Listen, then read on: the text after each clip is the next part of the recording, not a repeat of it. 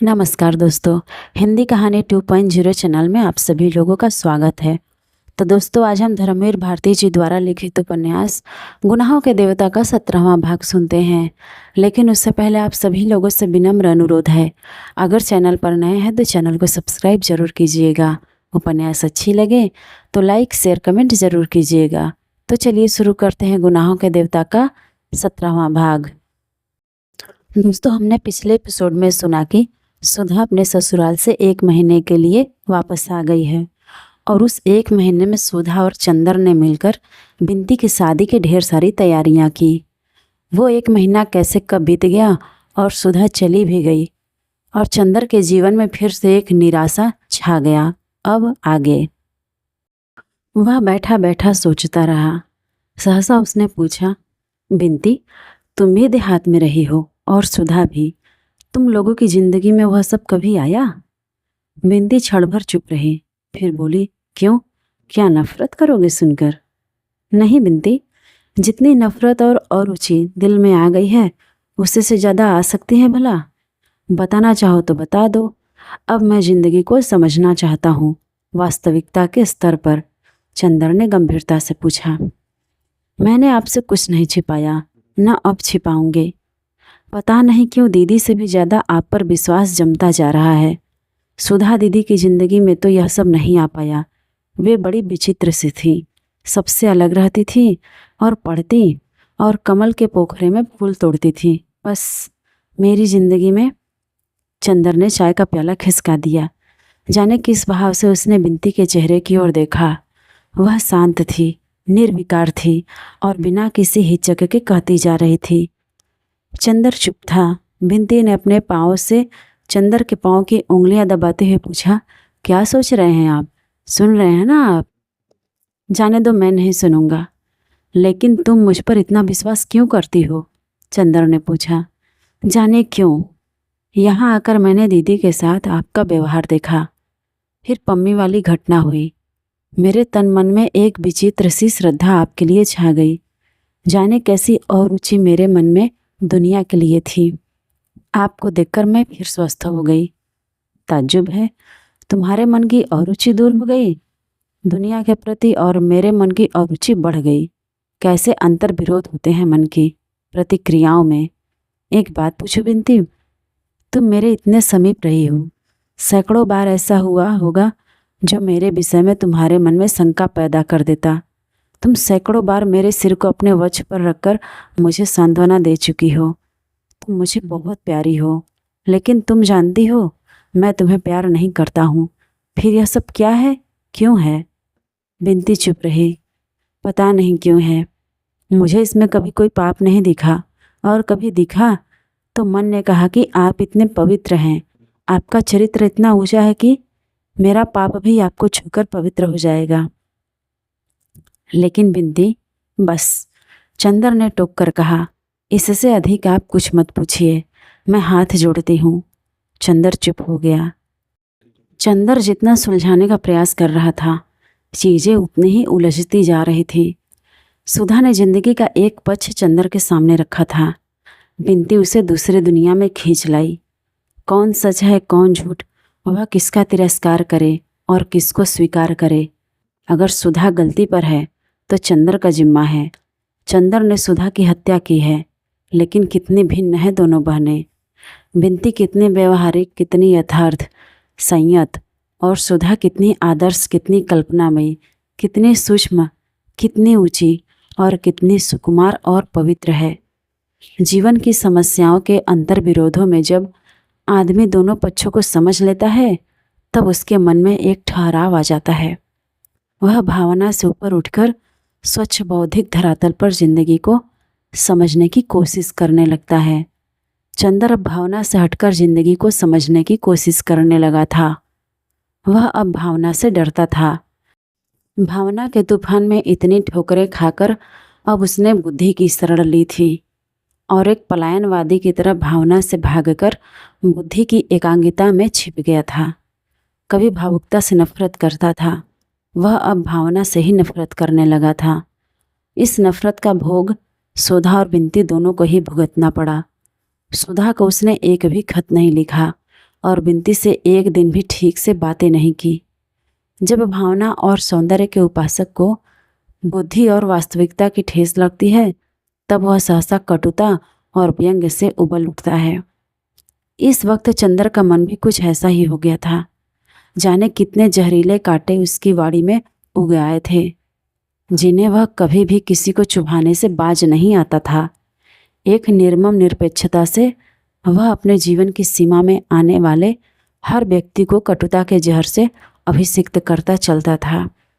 सुधा को वह कुछ नहीं लिख सकता था। पम्मी यहाँ थी नहीं, ले देकर बची अकेली बिनती, जिसे इन जहरीले बाड़ों का शिकार होना पड़ रहा था। सितंबर बीत रहा था और अब वह गांव जाने की तैयारी कर रही थी। डॉक्टर साहब ने दिसंबर तक की छुट्टी ली थी और वे भी गांव जाने वाले थे। शादी के महीने भर पहले से उनका जाना जरूरी था। चंदर खुश नहीं था, नाराज नहीं था। एक स्वर्ग भ्रष्ट देवदूत जिसे पिशाचों ने खरीद लिया हो, उन्हीं की तरह वह जिंदगी के सुख दुख को ठोकर मारते हुए किनारे खड़ा सभी पर हंस रहा था। खास तौर से नारी पर उसके मन का सारा जहर बिखरने लगा था और उसमें उसे यह भी अक्सर ध्यान नहीं रहता था कि वह किसी से क्या बात कर रहा है।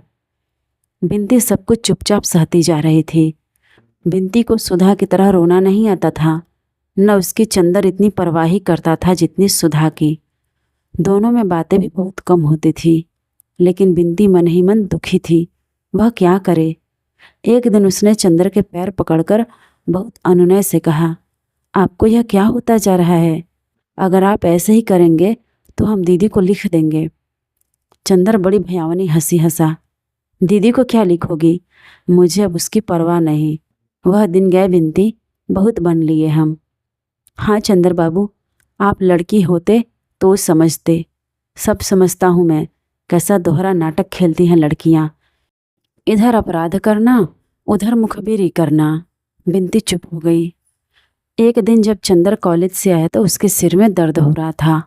वह आकर चुपचाप लेट गया। बिनती ने आकर पूछा तो बोला, क्यों क्यों मैं बतलाऊं कि क्या है, तुम मिटा दोगी? बिनती ने चंदर के सिर पर हाथ रखकर कहा, चंदर तुम्हें क्या होता जा रहा है? देखो कैसी हड्डियां निकल आई हैं इधर। इस तरह अपने को मिटाने से क्या फायदा? मिटाने से? चंदर उठकर बैठ गया। मैं मिटाऊंगा अपने को लड़कियों के लिए। छी, तुम लोग अपने को क्या समझती हो? क्या है तुम लोगों में सिवा एक नशीली मांसलता के? इसके लिए मैं अपने को मिटाऊंगा?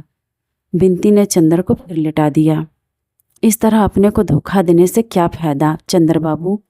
मैं जानती हूँ दीदी के न होने से आपकी ज़िंदगी में कितना बड़ा अभाव है, लेकिन दीदी के न होने पर क्या मतलब है तुम्हारा? मेरा मतलब आप खूब समझते हैं। मैं जानती हूँ दीदी होती तो आप इस तरह न मिटाते अपने को। मैं जानती हूँ दीदी के लिए आपके मन में क्या था। बिनती ने सिर में तेल डालते हुए कहा। दीदी के लिए क्या था? चंदर हंसा, बड़ी विचित्र हंसी। दीदी के लिए मेरे मन में एक आदर्शवादी भावुकता थी जो अध कचरे मन की उपज थी। एक ऐसी भावना थी जिसके औचित्य पर ही मुझे विश्वास नहीं। वह एक सनक थी। सनक? बिनती थोड़ी देर चुपचाप सिर में तेल ठोकती रही, फिर बोली, अपनी सांसों से बनाई देव मूर्ति पर इस तरह लात तो न मारिए, आपको शोभा नहीं देता। बिनती की आंख में आंसू आ गए। कितनी अभागी है दीदी। चंदर एकटक बिनती की ओर देखता रहा और फिर बोला, मैं अब पागल हो जाऊंगा बिनती। मैं आपको पागल नहीं होने दूंगी। मैं आपको छोड़कर नहीं जाऊंगी। मुझे छोड़कर नहीं जाओगी? चंदर फिर हंसा। जाइए आप, अब आप श्रीमती बिनती होने वाली हैं। आपका ब्याह होगा। मैं पागल हो रहा हूँ, इससे क्या हुआ? इन सब बातों से दुनिया नहीं रुकती, सहनाइयाँ बंद नहीं होती, बंदरवार नहीं तोड़े जाते। मैं नहीं जाऊंगी चंदर अभी। तुम मुझे नहीं जानते। तुम्हारी इतने ताड़ना और व्यंग सहकर भी तुम्हारे पास रही। अब दुनिया भर की लांछना और व्यंग सहकर तुम्हारे पास रह सकती हूँ। बिनती ने तीखे स्वर में कहा। क्यों? तुम्हारे रहने से क्या लाभ होगा? तुम सुधा नहीं हो। तुम सुधा नहीं हो सकती। जो सुधा है मेरी जिंदगी में, वह कोई नहीं हो सकता, समझी? और मुझ पर एक एहसान मत जताओ। मैं मर जाऊं, मैं पागल हो जाऊं, किसी का साझा क्यों मुझ पर तुम इतना अधिकार समझने लगी? अपनी सेवा के बल पर? मैं इसकी रत्ती भर परवाह नहीं करता, जाओ यहाँ से। और उसने बिंती को ढकेल दिया। तेल की शीशी उठाकर बाहर फेंक दी। बिंती रोती हुई चली गई। चंदर उठा और कपड़े पहनकर बाहर चल दिया। ये लड़कियां समझती हैं एहसान कर रही हैं मुझ पर। बिंती के जाने की तैयारी हो रही थी और लिया दिया जाने वाला सारा सामान पैक हो रहा था। डॉक्टर साहब भी महीने भर की छुट्टी लेकर साथ में जा रहे थे। उस दिन की घटना के बाद फिर बिंती चंदर से बिल्कुल ही नहीं बोली थी। चंदर भी कभी नहीं बोला। ये लोग कार पर जाने वाले थे। सारा सामान पीछे आगे लादा जाने लगा था। डॉक्टर साहब कार लेकर बाजार गए थे। चंदर उनका होलडाल संभाल रहा था। बिंती आई और बोली, मैं आपसे बातें कर सकती हूँ? हाँ हाँ, तुम उस दिन की बात का बुरा मान गई। अमूमन लड़कियां सच्ची बात का बुरा मान जाती हैं। बोलो, क्या बात है? चंदर ने इस तरह कहा जैसे कि कुछ हुआ ही न हो। बिंती की आंखों में आंसू थे। चंदर, आज मैं जा रही हूँ। हाँ, यह तो मालूम है, उसी का तो इंतजाम कर रहा हूँ। पता नहीं मैंने क्या अपराध किया चंदर की तुम्हारा स्नेह खो बैठी। ऐसा ही था चंदर, तो आते ही आते इतना स्नेह तुमने दिया ही क्यों था? मैं तुमसे कभी भी दीदी का स्थान नहीं मांग रही थी। तुमने मुझे गलत क्यों समझा? नहीं बिंती, मैं अब स्नेह इत्यादि पसंद नहीं करता हूँ। पूर्ण परिपक्व मनुष्य हूँ और ये सब भावनाएं अब अच्छी नहीं लगती मुझे। स्नेह वगैरह की दुनिया अब मुझे बड़ी उथली लगती है। तभी चंदर, इतने दिन मैंने रोते रोते बिताए, तुमने एक बार भी नहीं पूछा जिंदगी में सिवा दीदी और तुम्हारे कौन था? तुमने मेरे आंसुओं की परवाह नहीं की। तुम्हें कसूर नहीं देती, कसूर मेरा ही होगा चंदर। नहीं, कसूर की बात नहीं बिनती। औरतों के रोने की कहाँ तक परवाह की जाए? वे कुत्ते बिल्ली तक के लिए उतने ही दुख से रो लेती हैं। खैर चंदर, ईश्वर करे तुम जीवन भर इतने मजबूत रहो। मैंने अगर कभी तुम्हारे लिए कुछ किया, वैसे किया भी क्या, लेकिन अगर कुछ भी किया तो सिर्फ इसलिए कि मेरे मन की जाने कितनी ममता तुमने जीत ली, या मैं हमेशा इस बात के लिए पागल रहती थी कि तुम्हें जरा से भी ठेस न पहुँचे। मैं क्या कर डालूँ तुम्हारे लिए? तुम्हारे व्यक्तित्व ने मुझे जादू में बांध लिया था। तुम मुझसे कुछ भी करने के लिए कहते तो मैं हिचक नहीं सकती थी, लेकिन खैर तुम्हें मेरी ज़रूरत नहीं थी। तुम पर भार हो उठती थी मैंने अपने को खींच लिया। अब कभी तुम्हारे जीवन में आने का साहस नहीं करूँगी, या भी कैसे कहूँगी, कभी तुम्हें मेरी ज़रूरत पड़ेगी। मैं जानती हूँ कि तुम्हारे तूफ़ानी व्यक्तित्व के सामने मैं बहुत तुच्छ हूँ, तिनके से भी तुच्छ। लेकिन आज जा रही हूँ, अब कभी यहाँ आने का साहस न करूँगी। लेकिन क्या चलते वक्त आशीर्वाद भी न दोगे? कुछ आगे का रास्ता न बताओगे? बिंती ने झुककर चंदर के पैर पकड़ लिए और सिसक सिसक कर रोने लगी। चंदर ने बिंती को उठाया और पास की कुर्सी पर बिठा दिया और सिर पर हाथ रखकर बोला, आशीर्वाद देवताओं से मांगा जाता है। मैं अब प्रेत हो चुका हूँ बिंती। चंदर अब एकांत चाहता था और वह चंदर को मिल गया था। पूरा घर खाली, एक महाराजिन माली और नौकर, और सारे घर में सिर्फ सन्नाटा, और उस सन्नाटे का प्रेत चंदर। चंदर चाहे जितना टूट जाए, चाहे जितना बिखर जाए, लेकिन चंदर हारने वाला नहीं था। वह हार भी जाए, लेकिन हार स्वीकार करना उसे नहीं आता था। उसके मन में अब सन्नाटा था। अपने मन के पूजा गृह में स्थापित सुधा की पावन प्रांजल देव मूर्ति को उसने कठोरता से उठाकर बाहर फेंक दिया था। मंदिर की मूर्तिमयी पवित्रता बिंती को अपमानित कर दिया था और मंदिर के पूजा उपकरणों को, अपने जीवन के आदर्शों और मानदंडों को उसने चूर चूर कर डाला था और बुद्ध सिकन विजेता की तरह क्रूरता से हंसते हुए मंदिर के भग्नावशेषों पर कदम रखकर चल रहा था। उसका मन टूटा हुआ खंडहर था, जिसके उजाड़ बेछत कमरों में चमगादड़ बसेरा करते हैं और जिसके ध्वंसावशेषों पर गिरगिट पहरा देते हैं। काश कि कोई उन खंडहरों की ईंटें उलटकर देखता तो हर पत्थर के नीचे पूजा मंत्र सिसकते हुए मिलते। हर धूल की परत में घंटियों की बेहोश ध्वनियाँ मिलती। हर कदम पर मुरझाए हुए पूजा के फूल मिलते और हर शाम सवेरे भग्न देव मूर्ति का करुण रुदन दीवारों पर सिर पटकता हुआ मिलता। लेकिन चंदर ऐसा वैसा दुश्मन नहीं था। उसने मंदिर को चूर चूर कर उस पर अपने गर्व का पहरा लगा दिया था कि कभी भी कोई उस खंडहर के अवशेष कुरेद कर पुराने विश्वास, पुरानी अनुभूतियाँ, पुरानी पूजाएं फिर से न जगा दे। भूत सिकंदो मंदिर तोड़ने के बाद सारा शहर जला देता है ताकि शहर वाले फिर उस मंदिर को न बना सके। ऐसा था चंदर।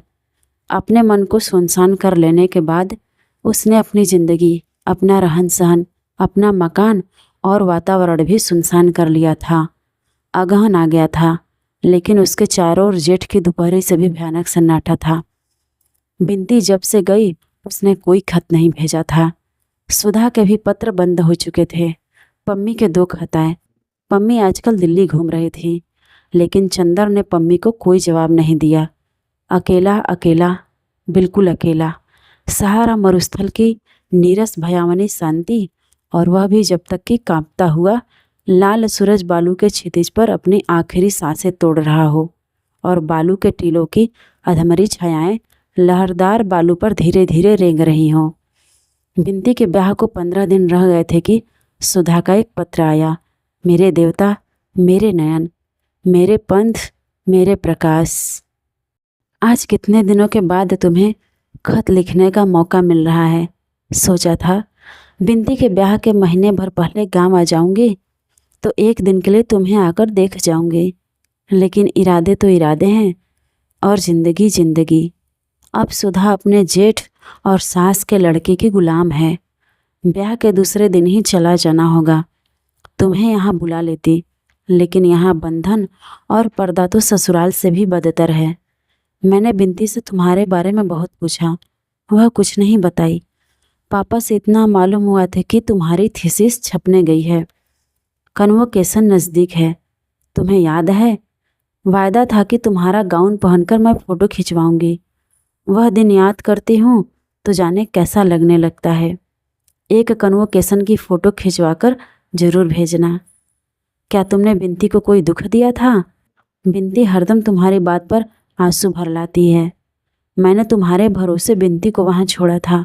मैं उससे दूर, माँ का सुख उसे मिला नहीं। पिता मर गए। क्या तुम उसे इतना भी प्यार नहीं दे सकते? मैंने तुम्हें बार बार सहेज दिया था। मेरी तंदुरुस्ती अब कुछ कुछ ठीक है, लेकिन जाने कैसी है। कभी कभी सिर में दर्द होने लगता है, जी मिचलाने लगता है। आजकल वह बहुत ध्यान रखते हैं, लेकिन वे मुझको समझ नहीं पाए। सारे दुख और आज़ादी के बीच में कितनी असंतुष्ट हूँ, कितनी परेशान हूँ। लगता है हजारों तूफान हमेशा नसों में घर आया करते हैं। चंदर, एक बात कहूँ, अगर बुरा न मानो तो आज शादी के 6 महीने बाद भी मैं यही कहूँगी चंदर कि तुमने अच्छा नहीं किया। मेरी आत्मा सिर्फ तुम्हारे लिए बनी थी। उसके रिश्ते में वे तत्व हैं जो तुम्हारी ही पूजा के लिए थे। तुमने मुझे दूर फेंक दिया, लेकिन इस दूरी के अंधेरे में भी जन्म जन्मांतर तक भटकती हुई सिर्फ तुम ही को ढूंढूंगी। इतना याद रखना, और इस बार अगर तुम मिल गए तो ज़िंदगी की कोई ताकत, कोई आदर्श, कोई सिद्धांत, कोई प्रवंचना मुझे तुमसे अलग नहीं कर सकेगी। लेकिन मालूम नहीं पुनर्जन्म सच है या झूठ। अगर झूठ है तो सोचो चंदर कि इस अनादि काल के प्रवाह में सिर्फ एक बार मैंने अपनी आत्मा का सत्य ढूंढ पाई थी, और अब अनंत काल के लिए उसे खो दिया। अगर पुनर्जन्म नहीं है तो बताओ मेरे देवता, क्या होगा? करोड़ों सृष्टियाँ होंगी, प्रलय होंगे, और मैं अतृप्त चिंगारी की तरह असीम आकाश में तड़पती हुई अंधेरे की हर परत से टकराती रहूंगी, न जाने कब तक के लिए।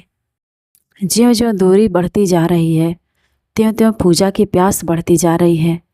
काश मैं सितारों के फूल और सूरज की आरती से तुम्हारी पूजा कर पाती। लेकिन जानते हो मुझे क्या करना पड़ रहा है? मेरे छोटे भतीजे नीलू ने पहाड़ी चूहे पाले हैं। उनके पिंजरे के अंदर एक पहिया लगा है और ऊपर घंटियां लगी हैं। अगर कोई अभागा चूहा उस चक्र में उलझ जाता है तो ज्यों ज्यों छूटने के लिए वह पैर चलाता है, त्यों त्यों चक्र घूमने लगता है, घंटियां बजने लगती हैं। नीलू बहुत खुश होता है, लेकिन चूहा थककर बेदम होकर नीचे गिर पड़ता है। कुछ ऐसे ही चक्र में फंस गई हूँ चंदर। संतोष सिर्फ इतना है कि घंटियाँ बजती हैं तो शायद तुम उन्हें पूजा के मंदिर की घंटियाँ समझते होगे, लेकिन खैर सिर्फ इतनी प्रार्थना है चंदर की अब थककर जल्दी ही गिर जाऊं। मेरे भाग्य, खत का जवाब जल्दी ही देना। पम्मी अभी आई या नहीं? तुम्हारी जन्म जन्म की प्यासी सुधा। चंदर ने खत पढ़ा और फौरन लिखा, प्रिय सुधा, तुम्हारी पत्र बहुत दिनों के बाद मिला। तुम्हारी भाषा वहाँ जाकर बहुत निखर गई है। मैं तो समझता हूँ कि अगर खत कहीं छुपा दिया जाए तो लोग इसे किसी रोमांटिक उपन्यास का अंश समझे, क्योंकि उपन्यासों के ही पात्र ऐसे खत लिखते हैं, वास्तविक जीवन के नहीं। खैर, मैं अच्छा हूँ। हर एक आदमी ज़िंदगी से समझौता कर लेता है, किंतु मैंने ज़िंदगी से समर्पण कराकर उसके हथियार रख लिए हैं। अब किले के बाहर से आने वाली आवाज़ें अच्छी नहीं लगती, न खतों के पाने की उत्सुकता, न जवाब लिखने का आग्रह। अगर मुझे अकेला छोड़ दो तो बहुत अच्छा होगा। मैं विनती करता हूँ, मुझे खत मत लिखना। आज विनती करता हूँ, क्योंकि आज्ञा देने का अब साहस भी नहीं, अधिकार भी नहीं और व्यक्तित्व भी नहीं। खत तुम्हारा तुम्हें भेज रहा हूँ। कभी ज़िंदगी में कोई ज़रूरत आ पड़े तो ज़रूर याद करना, बस इसके अलावा कुछ नहीं। अपने में संतुष्ट, चंद्र कुमार कपूर। उसके बाद फिर वही सुनसान जिंदगी का ढर्रा। खंडहर के सन्नाटे में भूलकर आई हुई बांसुरी की आवाज़ की तरह सुधा का पत्र, सुधा का ध्यान आया और चला गया। खंडहर का सन्नाटा, सन्नाटे के उल्लू गिरगिट और पत्थर कांपे और फिर मुस्तैदी से अपनी जगह पर जम गए।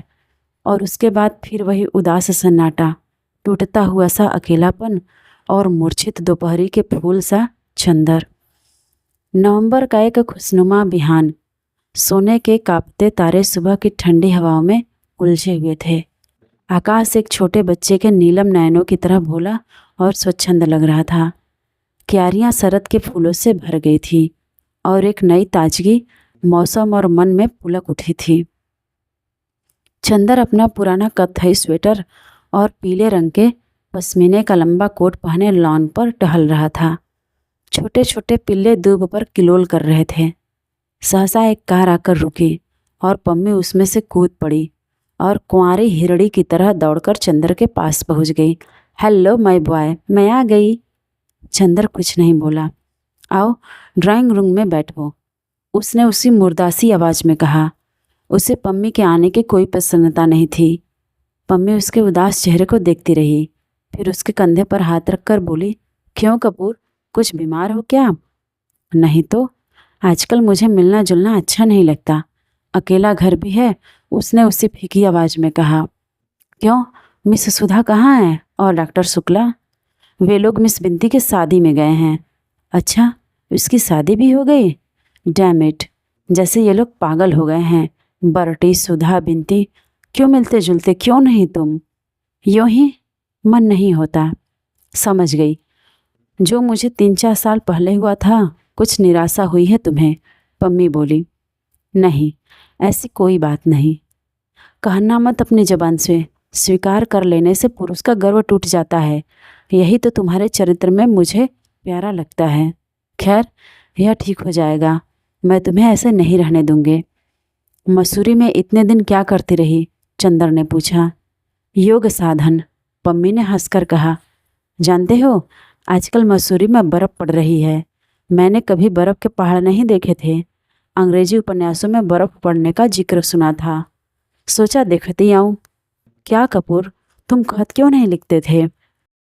तो दोस्तों, आज की धर्मवीर भारती जी द्वारा लिखित उपन्यास गुनाहों के देवता का 17वां भाग आपको कैसा लगा कमेंट करके ज़रूर बताइएगा। और अगर चैनल पर नए हैं तो चैनल को सब्सक्राइब ज़रूर कीजिएगा और अपने दोस्तों को भी शेयर कीजिएगा।